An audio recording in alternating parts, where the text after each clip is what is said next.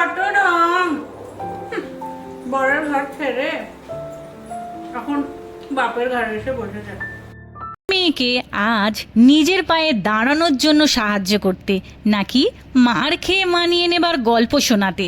আমাদের সমাজে এখনো বেশ কিছু অহংকারী পরের কথা শোনা মানুষ আছে যারা লোকে কি বলবে, বাবার বাড়িতে থাকলে সমাজ মানবে না, এই সব অজুহাতে কিছু মেয়েকে মৃত্যু আর ডিপ্রেশনের দিকে এগিয়ে দিচ্ছে। নিজের বেলায় আটিয়ে আটিয়ে পরের বেলায় দাঁত কপাটি করে লাভ নেই।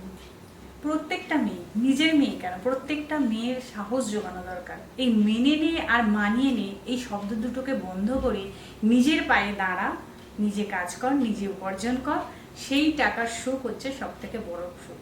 আর সব থেকে বড় কথা হচ্ছে তাকে সাপোর্ট করা, তার পাশে তাহলে দেখো আমরা সুন্দরভাবে লাইফ লিড করতে পারি। শুধু টাকা পয়সা, বরের গাড়ি, শ্বশুর বাড়ি এইসব থাকলেই কিন্তু মেয়ে সুখী থাকতে পারে না। সুখ হচ্ছে নিজের মধ্যে, শান্তি চাই। সুখটা সবকিছু, শান্তি সুখ দুটোই বজায় রাখতে হয়।